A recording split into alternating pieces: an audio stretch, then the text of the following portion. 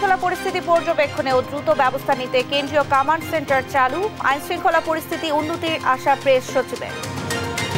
ধানমন্ডি ৩২-এ আজও উৎসুক জনতার ভিড়, আয়নাঘরের সন্দেহ নিরসনে ফায়ার সার্ভিসের অভিযান, রাজনীতিকদের শিক্ষা নেয়ার আহ্বান। নির্বাচনে নিরপেক্ষ থাকার ঘোষণা সিএসি, সংস্কার প্রস্তাব সুষ্ঠু নির্বাচনের অন্তরায় হলে বাধা দেবে বিএনপি, ইসিতে বৈঠক শেষে নজরুল ইসলাম। তিস্তা মহাপরিকল্পনা বাস্তবায়নে অপেক্ষা করতে হবে আরও ২ বছর, প্রয়োজনে ভারতের উপর আন্তর্জাতিক চাপ সৃষ্টি করবে সরকার। এবং ভারতীয় কোম্পানিকে অবৈধভাবে প্রাথমিকের ২ কোটি পাঠ্য বই ছাপাতে দেয় আওয়ামী লীগ সরকার, আর্থিক ক্ষতি খতিয়ে দেখছে দুদক।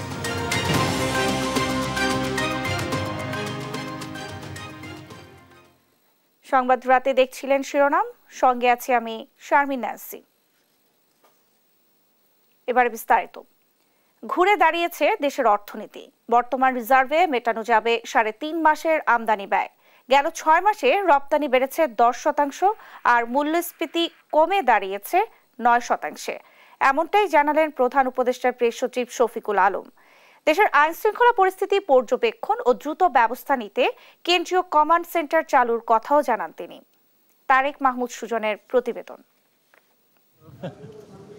শনিবার দেশের অর্থনৈতিক পরিস্থিতি নিয়ে প্রধান উপদেষ্টার সঙ্গে অর্থ উপদেষ্টা, বাংলাদেশ ব্যাংকের গভর্নর সহ সংশ্লিষ্টদের বৈঠক হয়। সেখানে গেল ৬ মাসের অর্থনৈতিক পরিস্থিতি নিয়ে প্রতিবেদন উপস্থাপন করেন অর্থ সচিব। পরে বৈঠকের বিস্তারিত তুলে ধরে প্রধান উপদেষ্টার press wing. Professor Yunus chief adviser বলেছেন উনি স্যাটিসফাইড। প্রেস সচিব শফিকুল আলম জানান, দেশের অর্থনৈতিক অগ্রগতি নিয়ে সন্তুষ্টি জানিয়েছেন প্রধান উপদেষ্টা। বেশিরভাগ সূচক ইতিবাচক জানিয়ে তিনি বলেন, জুলাই নাগাদ মূল্যস্ফীতি ৭.৫% মধ্যে নেমে আসবে। ইনফ্লেশন আপনি জানেন একটা সময় 12%-এর মতো উঠে গিয়েছিল, ইনফ্লেশন আবার পয়েন্ট টু পয়েন্ট হিসাবে এটা 9%, মানে সিঙ্গেল ডিজিটে এসছে। জিডিপি সাইজ বলা হচ্ছে এখন বাংলাদেশের টাকায়, বাংলাদেশি টাকায় হচ্ছে ৫০,০২৭ বিলিয়ন টাকা, যেটা $450 বিলিয়ন। এ সময় আইন শৃঙ্খলা পরিস্থিতির উন্নতির লক্ষ্যে সব বাহিনী সমন্বয়ে সেন্ট্রাল কমান্ড সেন্টার চালুর কথাও জানান প্রেস সচিব। প্রত্যেকটা ল এনফোর্সিং এজেন্সি কে কি কাজ করছে সেটা যাতে খুব ভালো কোঅর্ডিনেট করা যায়। তো আপনারা জেনে খুশি হবেন যে আজকে ৬টায় এই কমান্ড সেন্টারটা এটা রোল আউট হচ্ছে, এটা তার কাজ শুরু করছে। এ সময় গেল ৬ মাসে অর্থনৈতিক উন্নয়নে নেয়া নানা পদক্ষেপও তুলে ধরেন তিনি। বর্তমানে ১৩ লাখ মেট্রিক টন খাদ্য মজুদ আছে জানিয়ে প্রেস সচিব বলেন, যে পরিমাণ খাদ্য আমদানি হচ্ছে তাতে দাম আরো কমবে। যে পরিমাণ খাদ্যশস্য আমদানি হচ্ছে আমরা আশাবাদী খাদ্যশস্যের মূল্য আরো কমবে, এবং ইন্টারন্যাশনালি আমরা যেটা দেখছি যে হুইটের এবং রাইসের দাম কমছে, এবং ফলে আমরা আশা করছি যে বাংলাদেশেও এটার রিফ্লেকশন হবে। আর ৬ মাসে প্রবাসী আয়ে ২৩% মতো প্রবৃদ্ধি হয়েছে বলে জানান উপপ্রেস সচিব আজাদ মজুমদার। জানান, বিদেশে কর্মী প্রেরণ বাড়াতে নতুন নতুন দেশে ভিসা ও রিক্রুটমেন্ট চালু করতে প্রবাসী কল্যাণ মন্ত্রণালয়কে নির্দেশ দিয়েছেন প্রধান উপদেষ্টা। যে কয়েকটা দেশে এখনো ভিসা বন্ধ আছে বা রিক্রুটমেন্ট বন্ধ আছে, এগুলো যাতে দ্রুত চালু করা যায় এবং এই বিষয়ে ব্যবস্থা নেওয়ার জন্য প্রবাসী কল্যাণ মন্ত্রণালয়কে আহ্বান জানিয়েছেন। তারেক মাহমুদ সুজন, দেশ টিভি, ঢাকা। আয়নাঘর সন্দেহে দিনভর ধানমন্ডি ৩২-এ ভিড় করেছে উৎসুক জনতা। কেউ বলছেন রক্তমাখা শার্টের কথা, আবার কেউ দাবি করছেন পাওয়া গেছে মৃত মানুষের হাড়।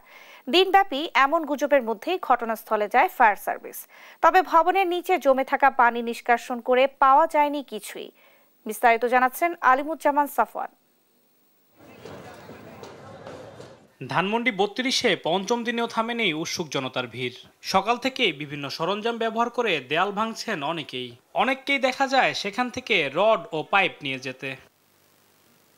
আগতরা বলছেন, গণহত্যার দায়ে হাসিনার দৃষ্টান্তমূলক শাস্তি হওয়া দরকার। উনি যা করছে তার কর্মফল সে বুক করতেছে। আমার কাছে মনে হয় প্রায়শ্চিত্ত উনি আরো পাওয়া উচিত, যেটুক পাইছে আরো পাওয়া উচিত। সে আমাদের দেশের এক ফেসিবাদ কায়েম করছিল, ছাত্র জনতা তাদেরকে গুলি করে মারছে।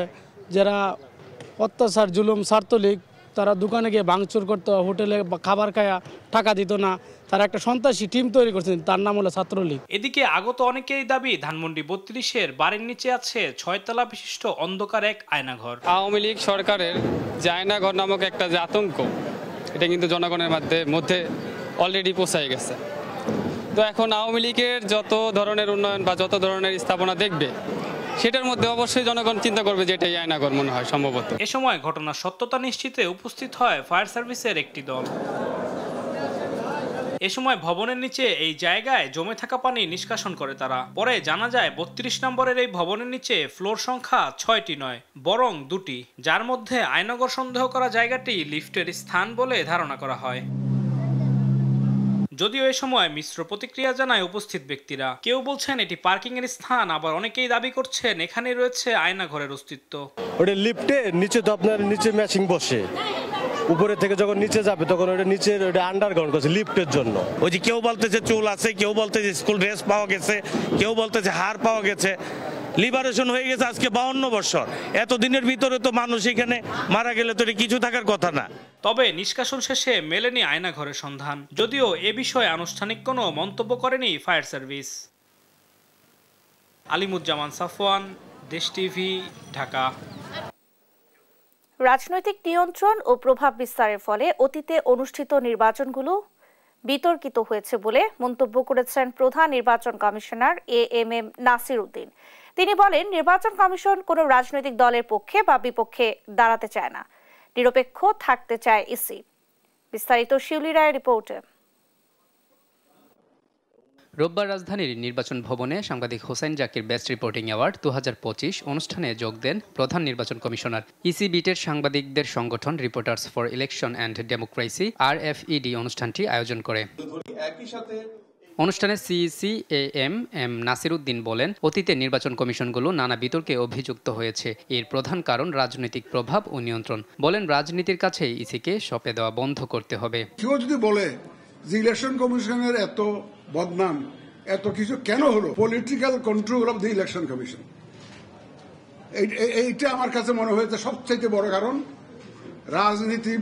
রাজনীতির কাছে ইলেকশন কমিশনকে সঁপে দেওয়া, এইটাই হচ্ছে সবচেয়ে বড় কারণ। ইলেকশন কমিশনে যারা আছি আমরা কোনো রাজনীতিতে ঢুকতে চাই না, এটা আমি আগেও বলেছি। আমরা কোনো রাজনৈতিক দলের পক্ষে বা বিপক্ষে দাঁড়াতে চাই না, আমরা নিরপেক্ষ থাকতে চাই। বলেন, রাজনীতিবিদদের প্রভাব থেকে যদি ইসিকে রক্ষা করা না যায় তবে আবার সেই পুরনো বিতর্কের সৃষ্টি হবে। যে রাজনীতিবিদদের influence on the election commission যদি বন্ধ করা না যায়, তাহলে দেখবেন যে আমি মনে করি যে আবার সেই পুরানো জিনিস রিপিট হবে। যে কোনো ভাবে বেরিয়ে আসতে হবে, নাইলে কিন্তু ইলেকশন কমিশন তার দায়িত্ব সঠিকভাবে পালন করতে পারবে না। তিনি আরো বলেন, শুধু নির্বাচন কমিশন নয়, রাষ্ট্রের প্রতিটি প্রতিষ্ঠানই রাজনীতির প্রভাবে নষ্ট হয়ে গেছে। মোহাম্মদ আলাউদ্দিন, দেশ টিভি, ঢাকা। সংস্কার কমিশনের কোনো প্রস্তাব সুষ্ঠু নির্বাচনের অন্তরায় হলে বিএনপি বাধা দেবে বলে মন্তব্য করেছেন দলটির স্থায়ী কমিটির সদস্য নজরুল ইসলাম খান। রোববার জাতীয় সংসদ নির্বাচনের প্রস্তুতি সম্পর্কে জানতে নির্বাচন কমিশনের সঙ্গে বৈঠক শেষে এই মন্তব্য করেন তিনি। আরও বলেন, মে ও জুন মাসের মধ্যে নির্বাচন কমিশনের পূর্ণ প্রস্তুতি থাকে, তাহলে কোনো প্রাসঙ্গিক সমস্যা থাকলে সেটা দূর করে দ্রুত নির্বাচন অনুষ্ঠান করার কথাও জানান তিনি। নির্বাচন তারিখ ঘোষণা করার দায়িত্ব সরকারের, তাই আগামীকাল প্রধান উপদেষ্টার সঙ্গে আমাদের একটি আলোচনা রয়েছে, আমরা সেখানে এই প্রসঙ্গ তুলবে বলেও জানান তিনি।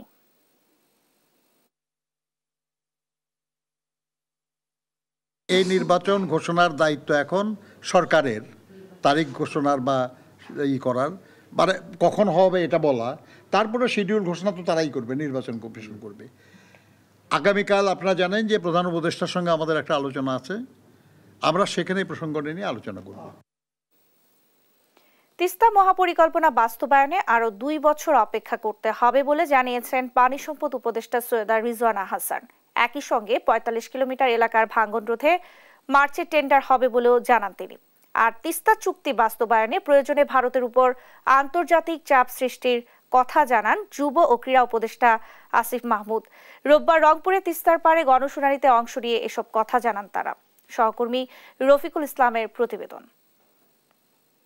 আমাদের শিশু বাচ্চা স্কুলে যাইতে পারে না, গরু ছাগলের খাওয়া দাওয়ার সমস্যা হয়, গরু ছাগল মারা যায়, স্কুলের ছাত্রছাত্রীদের আমরা ঠিকভাবে খাইতে দিতে পারি না। কাউনিয়ায় গণশুনানিতে এসে তিস্তা মহাপরিকল্পনা বাস্তবায়ন না হওয়ায় এভাবেই আক্ষেপ করেন ভুক্তভোগী নারী। রোববার তিস্তা নিয়ে করণীয় শীর্ষক শুনানিতে অন্যরাও জানালেন দুঃখ ও ক্ষোভের কথা।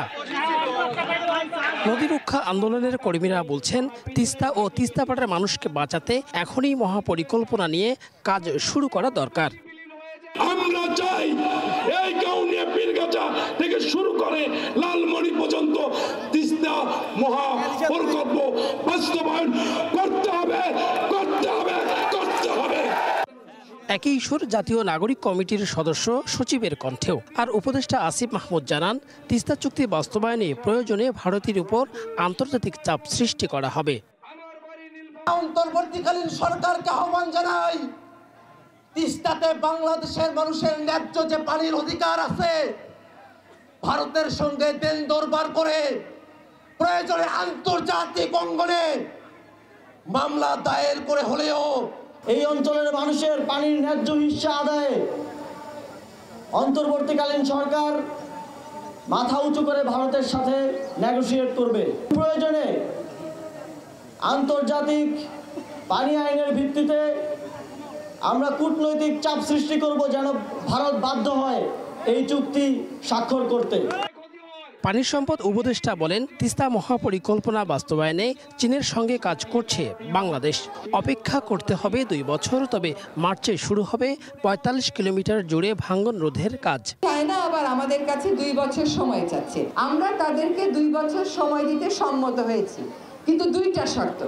একটা শর্ত হচ্ছে এই মহাপরিকল্পনায় কি থাকবে আর কি থাকবে না এটার ব্যাপারে তিস্তা পাড়ের মানুষের মতামত শুনতে হবে। দ্বিতীয় কথাটা হচ্ছে আমার পরিকল্পনাটা 2025-এর ডিসেম্বরের মধ্যে চূড়ান্ত করতে হবে। তিস্তাপাড়ের বাসিন্দারা বলছেন, বারবার সরকার বদলালেও বদলায়নি তাদের ভাগ্য। তাই অন্তর্বর্তী সরকারের কাছে তাদের জোর দাবি তিস্তা মহাপরিকল্পনা বাস্তবায়নের। তিস্তা মহাপরিকল্পনা বাস্তবায়ন হলে তাদের যে দুঃখ সেটি স্থায়ীভাবে লাভবান হবে, এমনটাই দাবি তুলেছেন তারা। রফিকুল ইসলাম, দেশ টিভি, তিস্তাপাড়, রংপুর। জুলাই গণ অভ্যুত্থানে কয়েকটি শহীদ পরিবার প্রধান উপদেষ্টা প্রফেসর মোহাম্মদ ইউনূসের সঙ্গে সাক্ষাৎ করেছেন।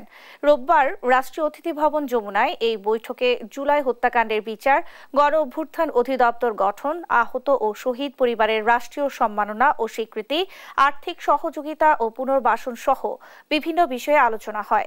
বৈঠকে শহীদ পরিবারের প্রত্যাশার কথা শুনে সরকারের চলমান কার্যক্রম ও ভবিষ্যৎ পরিকল্পনা তুলে ধরেন প্রধান উপদেষ্টা। এ সময় অন্যান্যদের মধ্যে তথ্য সম্প্রচার উপদেষ্টা নাহিদ ইসলাম, জুলাই অভ্যুত্থানে অন্যতম সংগঠক সার্জিস আলম উপস্থিত ছিলেন। 4টি মহাদেশ ও 30টি দেশের 75 জন প্রতিনিধির সমন্বয়ে কেন্দ্রীয় প্রবাসী কমিটি ঘোষণা করল জাতীয় নাগরিক কমিটি। শনিবার রাজধানীর বাংলা মোটর কার্যালয়ে সংগঠনের যুগ্ম আহ্বায়ক ডাক্তার তাসনিম জারা এবং প্রবাসী বিষয়ক সম্পাদক এহতেসাম হক কেন্দ্রীয় প্রবাসী কমিটি ঘোষণা করেন। এই কমিটি প্রবাসী বাংলাদেশিদের সঙ্গে দেশের অর্থনৈতিক, শিক্ষামূলক এবং সাংস্কৃতিক সংযোগকে আরও নিবিড় করবে। এ সময় মুখ্য সংগঠক সার্জিস আলম বলেন, জুলাই বিপ্লবের চালিকা শক্তি ছিল প্রবাসীরা এবং প্রবাসী কমিটি সেই শক্তিরই একটি সম্প্রসারণ। ডাক্তার তাসনিম জারা বলেন, মানুষের দীর্ঘদিনের ধারণা মেধাবী, শিক্ষিত এবং সৎ মানুষ রাজনীতিতে আসে না। জুলাই বিপ্লব সেই ধারণাকে ভেঙে দিয়েছে। আমরা একসাথে ঐক্যবদ্ধভাবে আগামী বাংলাদেশ বিনির্মাণে কাজ করে যাব। এখানে সারা বিশ্ব থেকে অনেক দক্ষ মানুষ, অনেক প্রতিভাবান মানুষ একসাথে হয়েছেন। হওয়ার কারণ একটাই, তারা নতুন করে বাংলাদেশ গড়তে চান। ভারতীয় কোম্পানিকে অবৈধভাবে প্রাথমিকের 2 কোটি পাঠ্য বই ছাপানোর কাজ দিয়ে রাষ্ট্রের কি পরিমাণ আর্থিক ক্ষতি হয়েছে তা খতিয়ে দেখছে দুদক। পাশাপাশি বাংলাদেশ কেমিক্যাল ইন্ডাস্ট্রি কর্পোরেশনের আগামী 14 ফেব্রুয়ারি নিয়োগ পরীক্ষায় অনিয়ম ও জালিয়াতি প্রতিরোধে অভিযান চালায় সংস্থাটি। এদিকে বাংলাদেশ ব্যাংকে অভিযানে আলোচিত 25 কর্মকর্তার লকার পায়নি দুর্নীতি দমন কমিশন। ফজলে আদিত্যের প্রতিবেদন। 2017 শিক্ষাবর্ষে প্রাথমিকের বই ছাপার জন্য দক্ষিণ কোরিয়ান কোম্পানি টিপিএস টেন্ডারে অংশ নিয়ে সর্বনিম্ন করদাতা হয়। অভিযোগ আছে, আওয়ামী লীগ সরকারের ইশারায় প্রায় 50 কোটি টাকার এই কাজ তাদের না দিয়ে তা দেয়া হয় ভারতীয় কোম্পানিকে। রোববার সকালে এমন অভিযোগের প্রেক্ষিতে জাতীয় শিক্ষাক্রম ও পাঠ্যপুস্তক বোর্ড এনসিটিভিতে অভিযান পরিচালনা করে দুদকের একটি দল। এই সময় তারা নথিপত্র যাচাই করে অভিযোগের প্রাথমিক সত্যতা পায়। দুদক জানায় এই কাজ ভারতীয় কোম্পানিকে দিয়ে রাষ্ট্রের কি পরিমাণ আর্থিক ক্ষতি হয়েছে তা খতিয়ে দেখা হচ্ছে। প্রথম থেকে পঞ্চম শ্রেণীর যে বই ছাপানো হতো এনসিটিভি থেকে, এই বইগুলো বাংলাদেশের প্রকাশনীকে না দিয়ে ভারতের বিভিন্ন প্রকাশনীকে দেওয়া হয়েছিল। এগুলো যে দেয়া হলো, এতে বাংলাদেশ সরকারের আর্থিক কোনো ক্ষতি হলো কিনা, বাংলাদেশের পাবলিশার যারা ছিল তারা কম প্রাইসে দিতে পারতো বা ইন্ডিয়ার থেকে বেশি দরে, বা দরপত্র যে টেন্ডার যে কমিটি হয় এদের কোনো কারসাজির মাধ্যমে সেগুলো করা হয়েছে কিনা সেটা যাচাই আমরা এসেছি আজকে। একই দিন সকালে রাজধানীর মতিঝিলে বাংলাদেশ কেমিক্যাল ইন্ডাস্ট্রি কর্পোরেশন বিসিআইসির প্রধান কার্যালয়ে 14 ফেব্রুয়ারি অনুষ্ঠিত হতে যাওয়া নিয়োগ পরীক্ষার দুর্নীতি প্রতিরোধে বৈঠক ও তথ্য সংগ্রহ করে দুদকের আরেকটি দল। যে নিয়োগ পরীক্ষাটা কিভাবে হচ্ছে, কেমন হচ্ছে এবং এখানে অনিয়মের কোনো সুযোগ আছে কিনা সেটা যাচাই বাছাই করার জন্য, এবং সার্বিকভাবে এবং আলটিমেটলি আমাদের গোল হচ্ছে যাতে নিয়োগ পরীক্ষাটা যত 14 তারিখে হবে সেখানে যাতে স্বচ্ছতাটা আমরা বজায় রাখতে পারি। দুদক যেন আমাদের পরীক্ষার হলে আসে, মানে সর্বাত্মক আমাদের যখন আমরা ইন্টারভিউ নেই সেই সময়ও যদি দুদক আমাদের এখানে ওয়াচ করে আমাদের কোনো আপত্তি নেই। এদিকে রোববার দুপুরে বাংলাদেশ ব্যাংকে 25 কর্মকর্তার লকার তল্লাশি করতে আসে দুদক। তবে ভল্ট রেজিস্টার অনুসন্ধানে জানা যায় কারো নামে কোনো লকার নেই। গত মধ্যরাত থেকেই চলে গাজীপুর সহ সারা দেশে অপারেশন ডেভিল হান্ট অভিযান। দেশের গুরুত্বপূর্ণ সড়কে চেকপোস্ট বসিয়ে তল্লাশি অভিযান চালায় যৌথ বাহিনী। এখন পর্যন্ত গাজীপুরে 65 জন সহ 13 জেলায় আটক করা হয়েছে 82 জনকে। ডেভিল নির্মূল না হওয়া পর্যন্ত অভিযান অব্যাহত রাখার ঘোষণা দিয়েছেন স্বরাষ্ট্র উপদেষ্টা। সহকর্মীদের তথ্য ছবিতে সালমা জাহানের রিপোর্ট। সন্ত্রাসীদের আইনের আওতায় আনতে গাজীপুর সহ সারা দেশে অপারেশন ডেভিল হান্ট শুরু করেছে যৌথ বাহিনী। শনিবার রাতে গাজীপুর জেলা প্রশাসক কার্যালয়ের সামনে ও শিববাড়ি মোড় এলাকায় 2টি চেকপোস্ট বসিয়ে চলে অপারেশন ডেভিল হান্টের কার্যক্রম। এই সময় প্রাইভেট কার, সিএনজি, মোটরসাইকেল সহ সব ধরনের যানবাহন থামিয়ে তল্লাশি চালানো হয়। রাতভর অভিযান চালিয়ে গাজীপুরের 5 থানায় 40 জন আওয়ামী লীগ নেতাকর্মীকে আটক করেছে পুলিশ। রোববার সকাল 9:30টায় গাজীপুর জেলার police super doctor Chowdhury Mohammad Jaber Sadek এ তথ্য নিশ্চিত করেন। বগুড়া শহরের সরকারি মুজিবুর মহিলা কলেজ এলাকায় সাতমাথা মাটিডালি সড়কে রাত 11টা থেকে 1:30টা পর্যন্ত চলে তল্লাশি অভিযান। সকালে রাজধানীর খামারবাড়ির এক অনুষ্ঠান শেষে স্বরাষ্ট্র উপদেষ্টা জানান, সারা দেশে 13 জেলায় 82 জনকে আটক করেছে যৌথ বাহিনী। এ সময় সারা দেশে শয়তান নির্মূল না হওয়া পর্যন্ত অভিযান অব্যাহত রাখার ঘোষণা দেন তিনি। এদিকে বাগেরহাটের ফকিরহাটে ছাত্র জনতাকে গুলি করা, বোমা বিস্ফোরণ ও স্থাপনা ধ্বংসের অভিযোগে বাগেরহাট 1 আসনের সাবেক এমপি শেখ হেলাল উদ্দিন, বাগেরহাট 2 আসনের সাবেক এমপি শেখ তন্ময় সহ আওয়ামী লীগের 35 নেতাকর্মীর নামে মামলা হয়েছে। শনিবার রফিকুল ইসলাম মিঠু বাদী হয়ে ফকিরহাট থানায় মামলাটি করেন। সালমা জাহান, নিউজ ডেস্ক, দেশ টিভি। রাজধানীর চাংখারপুলে 5 আগস্ট ছাত্র জনতার আন্দোলনে গুলি বর্ষণ ও 7 জন হত্যার ঘটনায় পুলিশের কনস্টেবল সুজনকে জিজ্ঞাসাবাদের জন্য একদিনের রিমান্ড মঞ্জুর করেছেন আন্তর্জাতিক অপরাধ ট্রাইব্যুনাল। একই দিন জুলাই অভ্যুত্থানে হামলা ও গুমের ঘটনায় 7 জনের বিরুদ্ধে গ্রেফতারি পরোয়ানা জারি করা হয়। এ পর্যন্ত 18টি মামলায় 115 জনের বিরুদ্ধে গ্রেফতারি পরোয়ানা জারি করা হয়েছে, যার মধ্যে 35 জনকে গ্রেফতার দেখানো হয়েছে বলে জানান প্রসিকিউটর গাজী এম.এইচ. তামিম। সাবিনা মজুমদারের রিপোর্ট। গুলির শব্দে যখন নিরস্ত্র ছাত্র জনতা আতঙ্কিত, তখন বন্দুক হাতে কনস্টেবল সুজন একের পর এক গুলি ছুড়ে যাচ্ছিলেন তাদের লক্ষ্য করে। ওই ঘটনায় 7 জনকে হত্যার অভিযোগে আন্তর্জাতিক অপরাধ ট্রাইব্যুনালে বিচারের মুখোমুখি করা হয় সুজনকে। তবে ভিডিও ফুটেজে সুজন ছাড়াও আইনশৃঙ্খলা বাহিনীর আরও কয়েকজনকে তৎপর থাকতে দেখা গেছে। রোববার ওই ঘটনায় জড়িত অন্যদের চিহ্নিত করতে সুজনের একদিনের রিমান্ড আবেদন করে প্রসিকিউশন। এ সময় আদালত আগামী 12 ফেব্রুয়ারি জিজ্ঞাসাবাদের অনুমতি দেন। আজকে আমরা তাকে ইন্টারোগেশনের জন্য একটি অ্যাপ্লিকেশন দিয়েছিলাম, ট্রাইব্যুনাল সেটা আবেদন মঞ্জুর করেছেন একদিনের জন্য 12/2/2025 তারিখে, এবং অন্য 3টি অ্যাপ্লিকেশন ছিল। প্রসিকিউটর গাজী এম.এইচ. তামিম জানান, এ মাসের মধ্যে বেশ কয়েকটি মামলার তদন্ত প্রতিবেদন জমা দেওয়া হবে। প্রসিকিউশন টিম এবং তদন্ত সংস্থা আমরা দিন-রাত কাজ করছি জুলাই গণঅভ্যুত্থানে সংগঠিত অপরাধের বিচার করার জন্য। এবং আমরা আশা করছি যে এই মাসের ভেতরে আমরা কয়েকটি তদন্ত প্রতিবেদন সমাপ্ত করে চিফ প্রসিকিউটর মহোদয়ের দপ্তরে তদন্ত সংস্থা জমা দিতে পারবেন বলে আমরা আশা করছি। জুলাই আগস্ট গণহত্যার ঘটনায় এ পর্যন্ত 18 মামলায় 115 জনের বিরুদ্ধে পরোয়ানা জারি করেছে ট্রাইব্যুনাল। আসামিদের মধ্যে 52 জন সিভিলিয়ান, 9 জন সাবেক সেনা কর্মকর্তা ও বাকিরা আইন শৃঙ্খলা বাহিনীর সদস্য। এদিকে 18 ও 19 আগস্ট উত্তরায় ছাত্র জনতার ওপর নির্বিচারে গুলি চালানোর দায়ে উত্তরা পূর্ব থানার সাবেক ওসি মুজিবুর রহমানকে গ্রেফতার করে ট্রাইব্যুনালে হাজির করা হয়। পরে তাকে গ্রেফতার দেখিয়ে কারাগারে পাঠানোর নির্দেশ দেন ট্রাইব্যুনাল। সাবরিনা মজুমদার, দেশ টিভি, ঢাকা। রাজধানীর ধানমন্ডি আইডিয়াল কলেজ ও সিটি কলেজের শিক্ষার্থীদের মধ্যে আবারও সংঘর্ষের ঘটনা ঘটেছে। এতে আইডিয়াল কলেজের শিক্ষার্থী ছুরিকাঘাতে আহত হয় বলে জানা গেছে। শিক্ষার্থীরা জানান, তুচ্ছ ঘটনাকে কেন্দ্র করে রোববার বিকেলে সংঘর্ষে জড়ায় দুপক্ষ। এরপর চলে ধাওয়া পাল্টা ধাওয়া।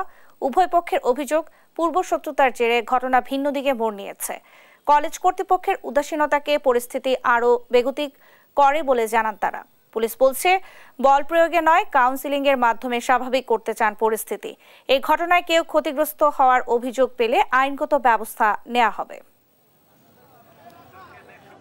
আমরা আমাদেরকে প্রিন্সিপালকে হ্যারাস করব না, সেখানে তারা কোনো মানতেছে না, তারা তাদের মতো ঝামেলা চালাইয়েই যেতেছে। এই জায়গায় আসার কারণ হচ্ছে আমি নিজেও ইট খাইছি, দেখেন আমি নিজেও ইট খাইছি।